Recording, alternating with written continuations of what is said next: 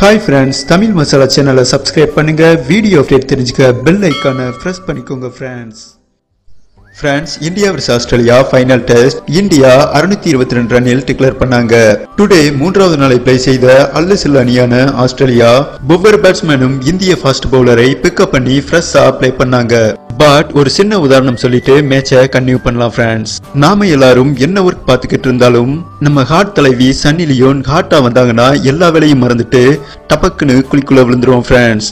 But நீங்க எப்படின்னு எனக்கு தெரியல, பட் நான் ஆல்ரெடி கமிட் ஆயிருவேன். இது போலதான் இன்னைக்கு ஒரு சம்பவம் நடந்துச்சு. கம்பேக் டு கிரிக்கெட்டுக்கு போயிடலாம். ஃபாஸ்ட் பவுலரை அடிச்சு தூள் கிளப்பிய ஆஸ்திரேலியா வண்டி சுண்டு பேட்ஸ்மேன்கள் நம்ம ரிஸ்பின்னர் குல்தீப் யாதவ் என்ட்ரி ஆனவுடன் ஒவ்வொரு பேட்ஸ்மேனுக்கும் பேஸ் மட்டம் கடகடன்னு ஆட ஆரம்பிச்சிருச்சு. குல்தீப் யாதவ் ரிஸ்பின்னில் உறைஞ்சு போன ஆஸ்திரேலியா பேட்ஸ்மேன்கள் ரைட் காலு லெப்ட் வாங்கி லெப்ட் காலு யூ டர்ன் பண்ணி தாம் தருகினதோம் என விக்கெட்டை இழந்தனர். குறிப்பாக ஆஸ்திரேலியா கேப்டன் ஜீவ் கெஸ்ட், ஆஸ்திரேலியா கிரிக்கெட் வாரியம் சீட்டை குலுக்கி போட்டு கேப்டனை தேர்வு செய்த டிம் பெயின், நம்ம ஊர் அரசியல்வாதியும் டிம் பெயினும் ஒண்ணுதான் ஃப்ரெண்ட்ஸ். இந்த ரெண்டு பேருக்கும் பாய் மட்டும்தான் அடுக்குமொழியாக பேசுவார்கள்.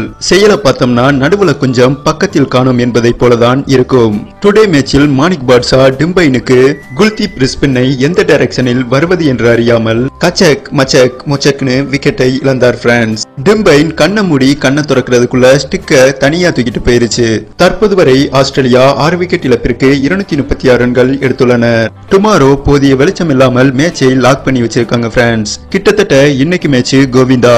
டுடே மேட்சில் Kuldeep 3 wicket, Jadeja 2 wicket, Mohammed Shami 1 wicket எடுத்துள்ளனர். சரி ஃப்ரெண்ட்ஸ், நீங்க சொல்லுங்க, நம்ம கேப்டன் கோலி தலைமையில் இந்த மேட்சை மரணமாசா வின் பண்ணுவாங்களா இல்லை மேட்ச் முடிவு தெரியாமல் ஏமாத்தி விட்டுருவானுங்களா ஃப்ரெண்ட்ஸ்? உங்க ஆப்ஷனை கமெண்ட் பண்ணுங்க. நான் சன்னியை பத்தி பேசினது சும்மா ஃபன்னிக்காண்டி தான். நன்றி.